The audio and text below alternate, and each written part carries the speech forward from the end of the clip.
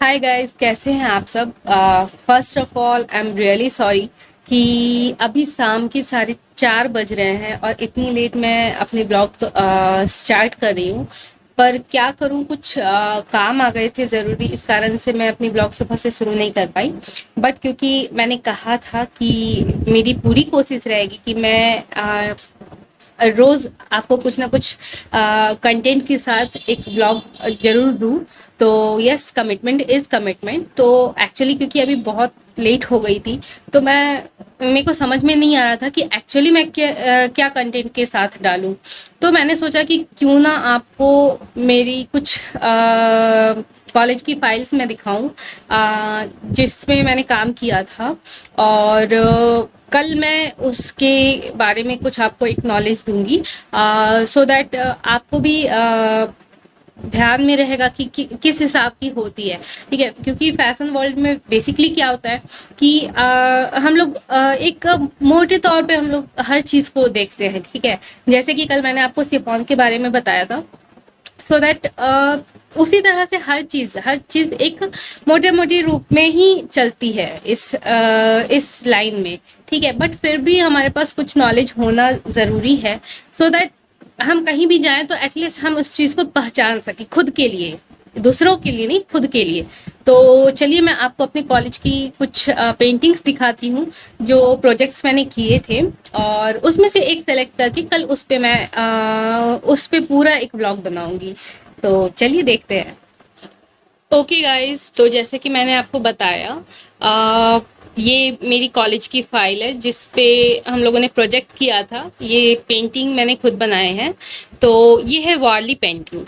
वारली painting है, और ये कहाँ की फेमस पेंटिंग है, इसकी क्या खासियत है, ये सब मैं आपको इसके प्रॉपर जो इसका व्लॉग बनेगा ना उसमें बताऊंगी। अभी मैं जस्ट आपको दिखा रही हूँ कि किस किस टाइप की पेंटिंग, जो फेमस पेंटिंग्स होती हैं, वो हम लोगों ने ट्रायल किए थे, और उसका ही मैं मतलब आज का कॉन्सेप्ट ली हूँ। एक तो ये हो गया Warli painting, and this is Ikat painting.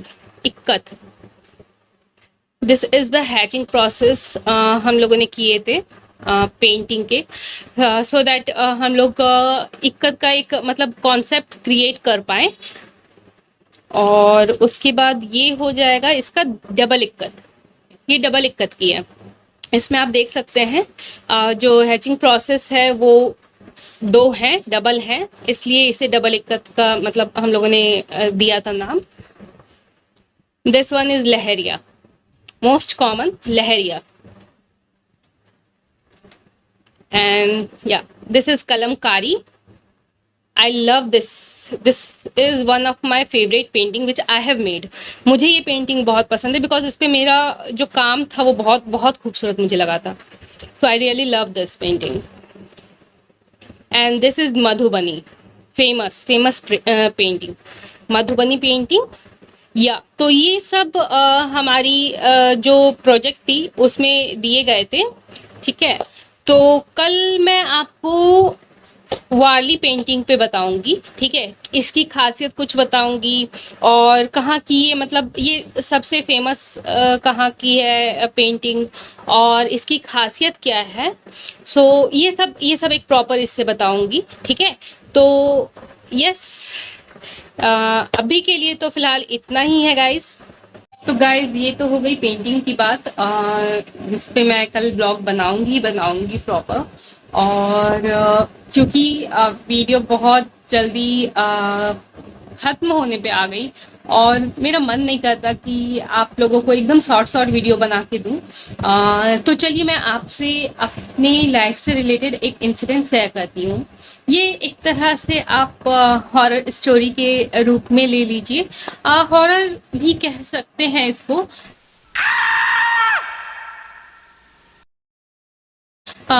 Because मैं उस समय बहुत बच्ची थी और मुझे आइडिया नहीं है कि मैं इसको क्या कहूँ एक्चुअल में। तो ये बात है कब की, आई थिंक जून और जुलाई का टाइम था। गर्मी की छुट्टियां शुरू होने वाली थी। हम लोग क्या है, जैसे हमारा घर है तो मेरा है, मेरे बड़े पापा का है, बीच में दादाजी लोग का है।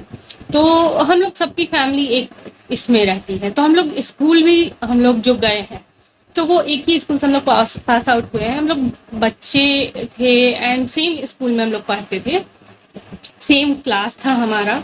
तो बेसिकली क्या होता था कि कभी अगर उनका मतलब रिक्शा नहीं आया तो हम लोग चले गए, हमारा नहीं आया तो वो लोग साथ में चले गए, ये सीन होता था। तो जून जुलाई की बात थी एंड छुट्टी हो गई थी, हमारी स्कूल की छुट्टी हो गई थी। हम लोग आ रहे थे, घर वापस आ रहे थे। तो आई थिंक उस दिन कुछ इशू था शायद, बिहार बंद था और समथिंग कुछ ऐसा था। मतलब चक्का जाम कर दिया था, सॉरी बिहार बंद नहीं था बिकॉज वो रहता तो स्कूल में ऑलरेडी छुट्टी दे देते थे। किसी कारण से चक्का जाम कर दिया था। तो रिक्शा वाले ने हमारे बोले कि क्या कहते हैं, हम लोग मेन रोड से नहीं होके एक मतलब अलग रोड है, वो विलेज की तरफ से थोड़ी आती है, तो उधर से हम लोग चलते हैं, बीएमपी का रोड है वो। ठीक है, तो वो बहुत सुनसान पड़ता है। तो हम लोग बोले कि ठीक है, वहां से काफी लोग जाते थे। मेरी हाथ दर्द कर गई इस तरह से पकड़े पकड़े। ओके, तो हम लोग पहले भी वहां से मतलब ट्रैवल करते थे स्कूल का। एक तरह से आप कह सकते हैं कि थोड़ा सा लॉन्ग रास्ता था, बट फिर भी क्योंकि एटलीस्ट सुबह में किसी को पता नहीं था कि चक्का जाम वगैरह का कुछ सीन है। तो हम लोग बोले कि ठीक है, हम लोग 5 या 6 जन थे। तो हम लोग बोले ठीक है, उधर से हम लोग चलते हैं, कोई दिक्कत नहीं है। तो हमारे रिक्शा वाले थे, वो आ रहे थे लेके। तो क्या हुआ, जैसे कि उस समय का पहले जो रिक्शा चल रहा था, तो वो 3 पहिए का जो रहता था, अब तो ई रिक्शा वगैरह चलने लगे हैं। पहले 3 पहिए का रिक्शा वगैरह चलता था। ठीक है, तो उसमें बेंच लगा के स्टूडेंट्स मतलब बच्चे लोग को ले जाते थे वो लोग स्कूल में। तो वहां से हम लोग आ रहे थे, तो हम लोग सबको ऐसी भूत की कहानी वगैरह ये सब चीज कर रहे थे। उसके बाद क्या हुआ सडनली, आप सोचिए कि टाइम ऑलमोस्ट 2 बज रहा था, दोपहर का 2।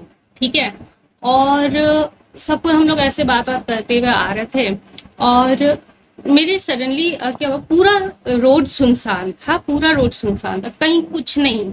ठीक है, तो मैंने अचानक से, हम लोग बात करते करते मेरी नजर पड़ी, मतलब उसका क्या था, जैसे बीच से रास्ता है, ठीक है, रोड है और दोनों तरफ फ्लैट्स हैं एंड मतलब उसमें जंगल वंगल टाइप से थे, फ्लैट्स, खाली फ्लैट्स थे या कुछ होंगे भी, तो मतलब वो उन लोग के ही रहते हैं जो मतलब टाउनशिप के ये सब के आसपास के रहते हैं, उन लोग के रहते हैं।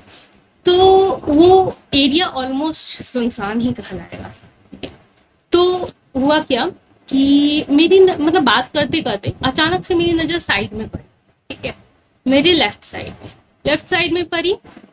मैं क्या देख रही हूँ कि एक फ्लैट नहीं कहेंगे उसको, मतलब एक रूम टाइप का था। ठीक है, रूम टाइप का था, उसमें मुझे आई डोंट नो, मुझे वहां पे सीढ़ी नहीं दिखाई दी कि कोई आदमी कैसे ऊपर चढ़ेगा। ठीक है, उसके अगल बगल पेड़ थे। ठीक है, और मैंने देखा कि उस फ्लैट मतलब उस रूम के ऊपर में, बिकॉज एक रूम जैसा होता है उस वैसा ही एक रूम था। ठीक है, खाली था बिल्कुल, वैसा कुछ था नहीं उसमें। मुझे सीढ़ी मतलब दिखी नहीं, क्योंकि हम लोग सामने से ही जा रहे थे, तो अगर कुछ खुला रहेगा तो आपको दिखेगी कहीं से। अगर ऊपर चढ़ने का है, एक ही आपका रूम टाइप का है, तो उसका ऊपर चढ़ने का कुछ सीढ़ी वगैरह कुछ होगा। मुझे दिखी नहीं वो चीज, बट मुझे एक आदमी दिखा और वो अप्रोक्स 75 के लगभग के होंगे।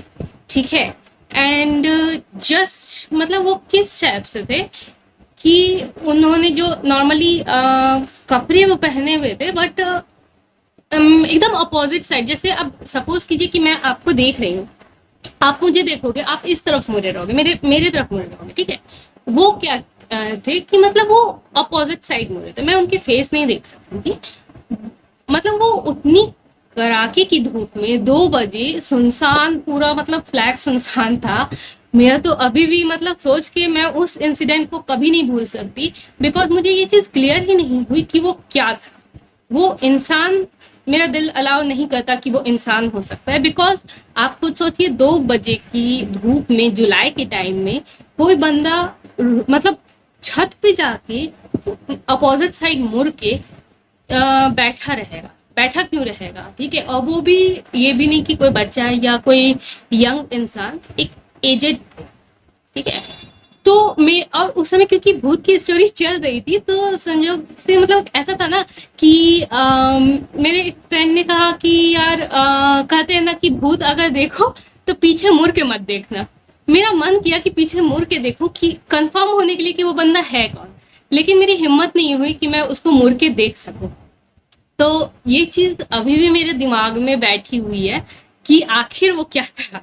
तो प्लीज मुझे कमेंट करके बताइए कि ये सिर्फ उस समय बच्चे की सोच की एक वहम थी, एक इमेजिनरी थी।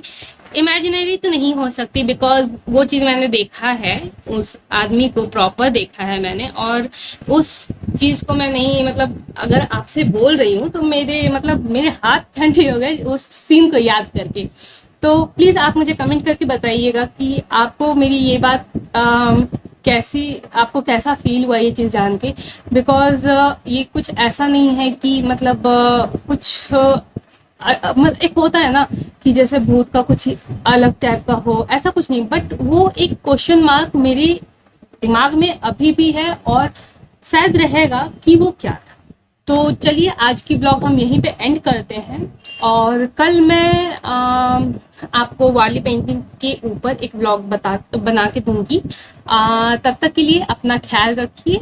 Take care, bye.